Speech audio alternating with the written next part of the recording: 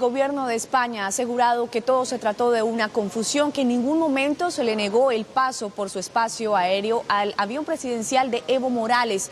Además, dijo que si se trataba de un malentendido, igual ofrecía disculpas, pero que solo ofrecerá unas disculpas oficiales en el momento en que se compruebe que realmente hubo violación de algún tipo de ley.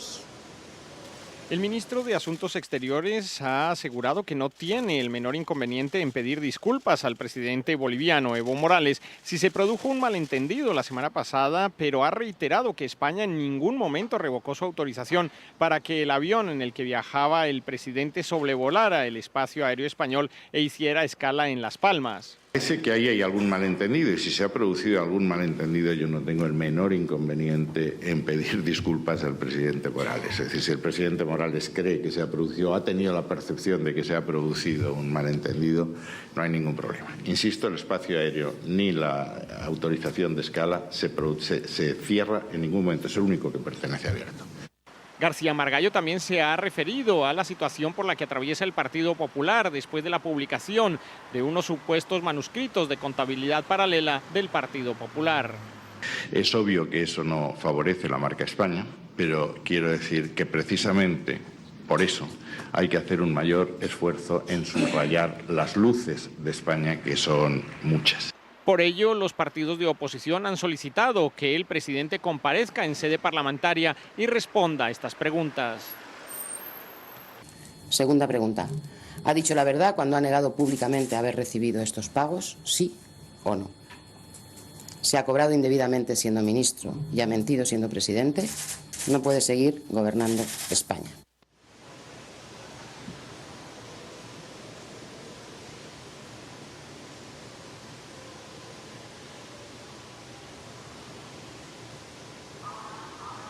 Bien, y cuando son las 8:15, hora local en la costa este de los Estados Unidos, continuamos con este análisis de la discusión al interior de la Organización de Estados Americanos sobre el incidente del avión presidencial de Bolivia.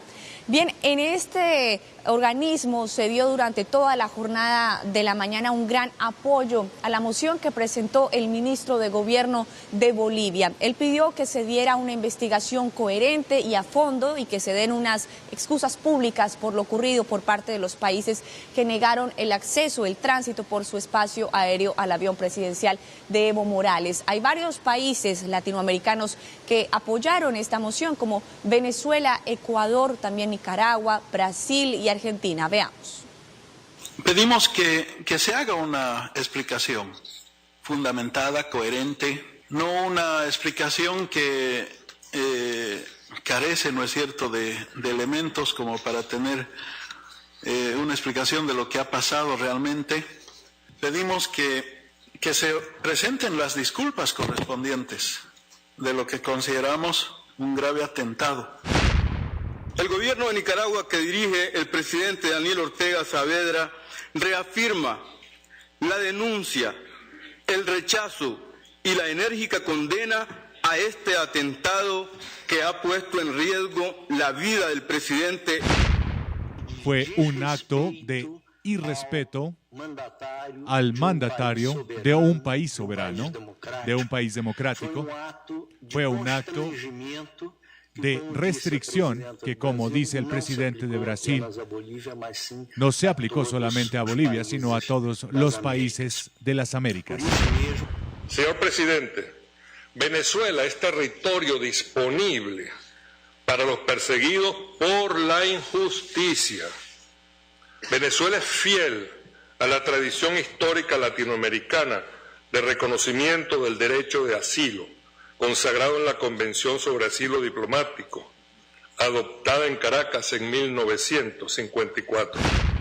El gobierno argentino manifiesta su mayor solidaridad con el pueblo del Estado plurinacional de Bolivia, su gobierno y en particular con el señor presidente Evo Morales Aema, por acciones que constituyen actos inamistosos e injustificables. Y que aún más grave es que han puesto en serio riesgo la seguridad del jefe de Estado boliviano y la de su comitiva.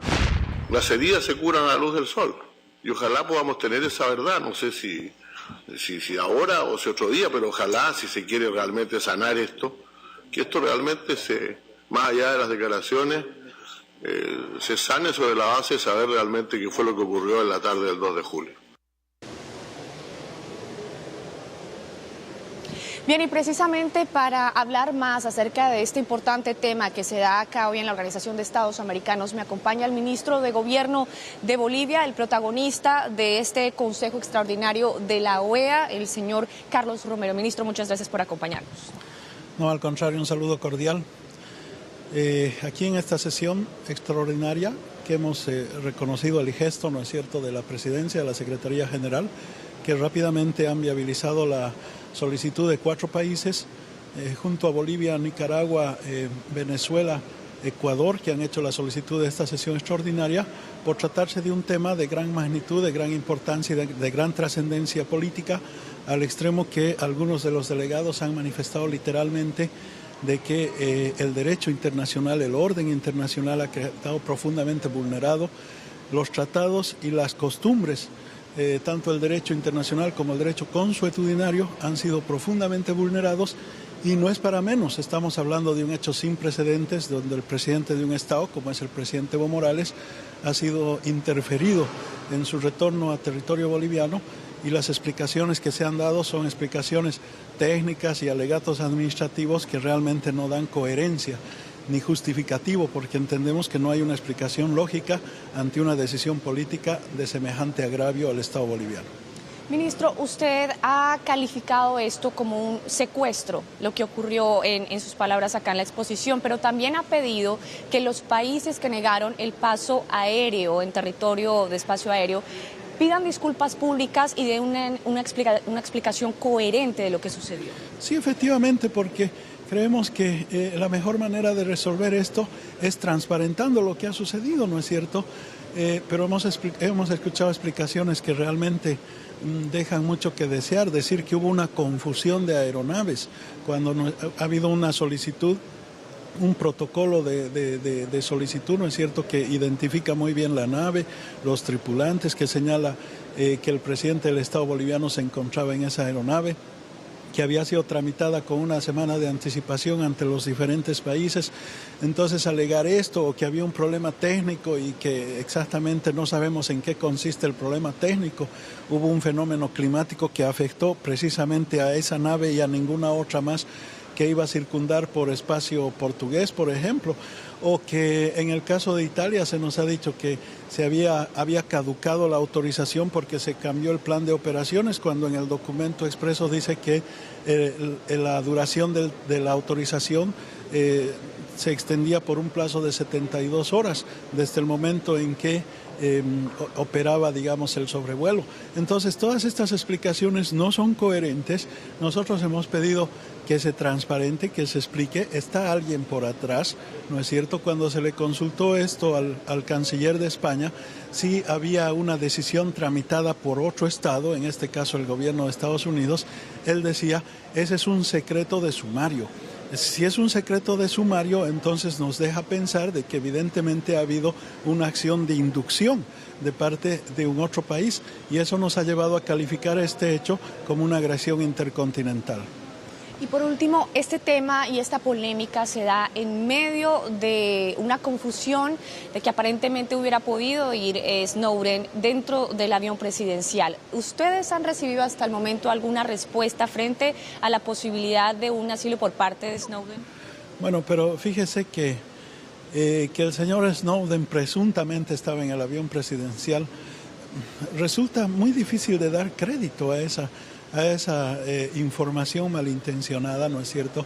Porque es muy difícil que todo el sistema de inteligencia, todo el sistema de control que tiene un país tan grande, tan desarrollado tecnológicamente como Estados Unidos, los mismos países de Europa, ¿no es cierto?, hayan caído en ese error, en ese supuesto error, cuando era muy fácil verificar quienes habían abordado la aeronave en el aeropuerto de Moscú, ¿no es cierto? Entonces, desde nuestro punto de vista, este ha sido solamente un pretexto para dar una señal de afrenta seguramente a todo país que intentase hablar de la posibilidad de asilo al señor Snowden. Pero yo creo que ha dado exactamente un giro contrario, ha generado más bien una reacción contraria, porque resulta que ahora los países integrantes de UNASUR hablan en términos figurados de una suerte de asilo colectivo al señor Snowden por razones humanitarias y como respuesta política a esta acción